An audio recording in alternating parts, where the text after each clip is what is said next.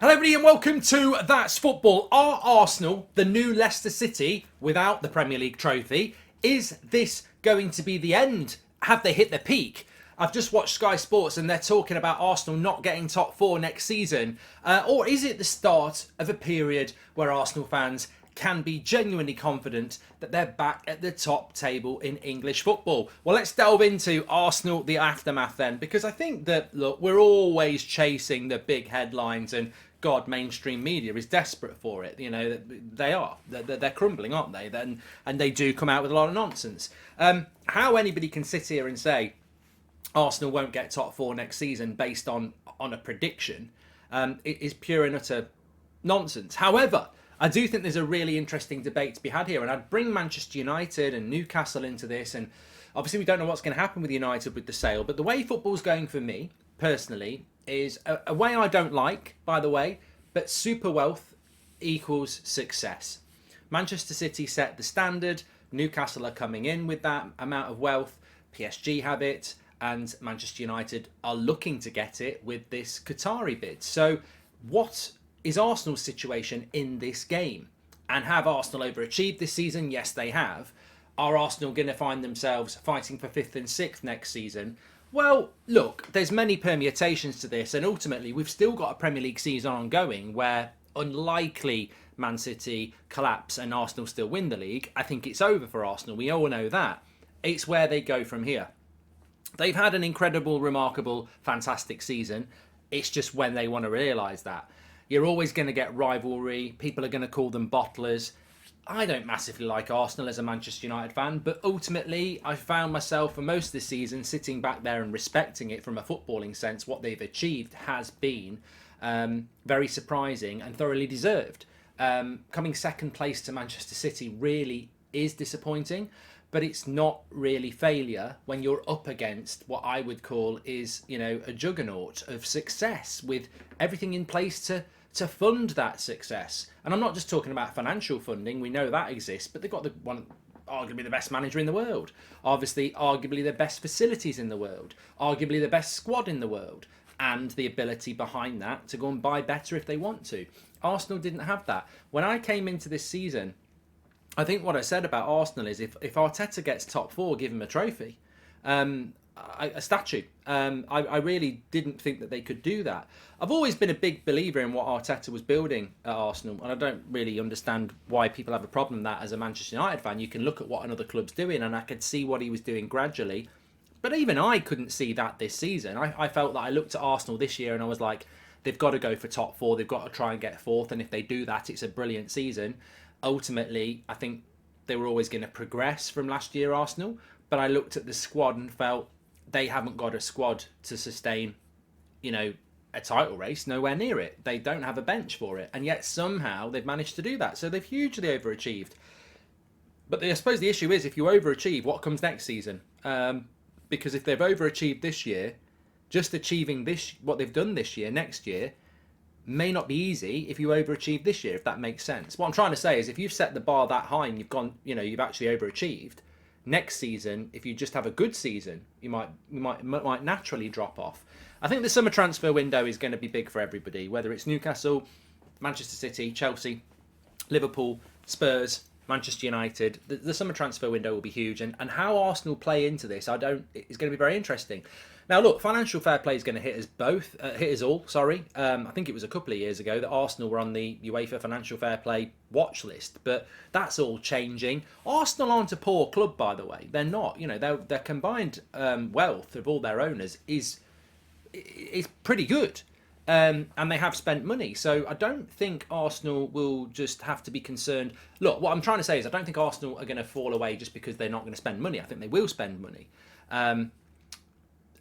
But they're a very young side with a very young and experienced coach in the sense of the wider world of football. So I think what has to happen at Arsenal this summer is the mindset has to stay, we are achieving something here and we're building something here. And then Arteta must be backed with the ability to remove those players that he doesn't feel really should be on the journey next year, and better players need to come in. I still think if I was Arsenal, I would be looking to bring 5 good players in. Because then when when you do lose Jesus and you do lose Saliba or you do lose Partey, they've got good quality coming in. So I think Arsenal's success next season is fundamentally based on what they do in the summer transfer window, and knowing that Newcastle are probably going to be in the Champions League, knowing that Man United might have new owners, Man City aren't going anywhere, and knowing that Liverpool and Chelsea are going to come again, Arsenal need to build on this success with a series of players coming in that allows them to be. Look, basically what Arsenal want to do next season is not get dragged into what Liverpool, Chelsea, Man United or Newcastle are doing. They want to go into next season, yeah, you're playing catch up. We're not. We're here with Man City.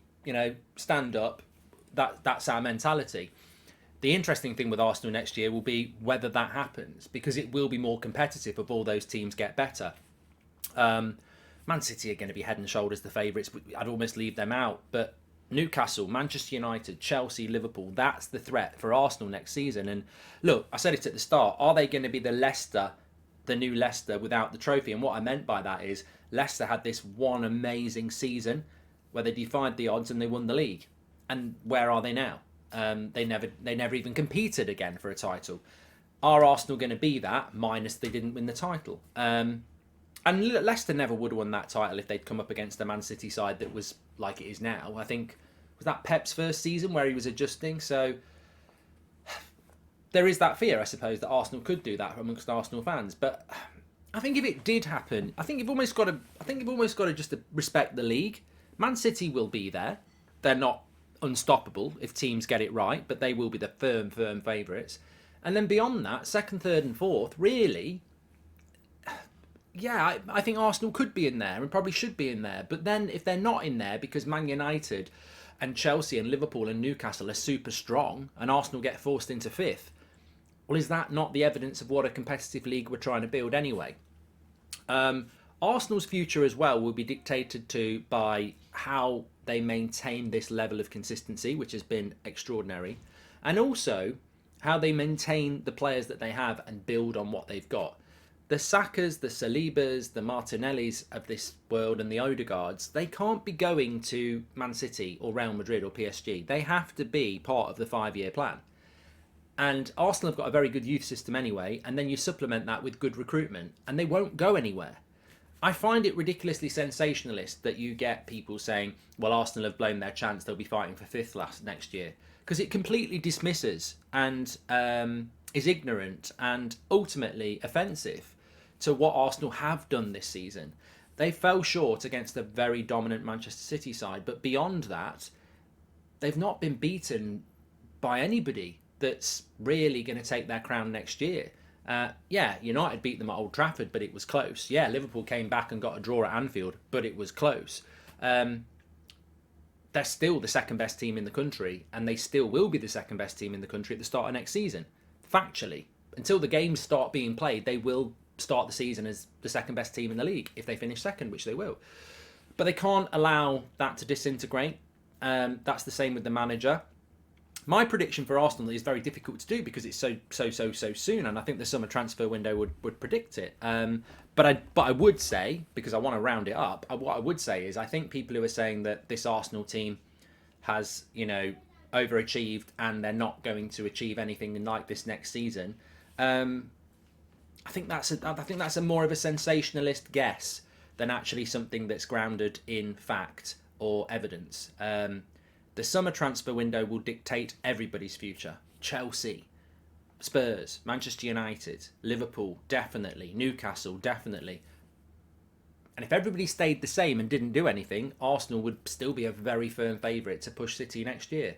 But the summer transfer window will dictate it. The ambition, the limits, and the retention. But I don't think we should dismiss Arsenal's season as a one-off. I think that Arteta has gradually been building something. That squad has built something. I just think ultimately when you're playing Rob Holding as your backup centre-back, you're going to struggle. They've let a lot of goals in recently. They've lost their best centre-back. When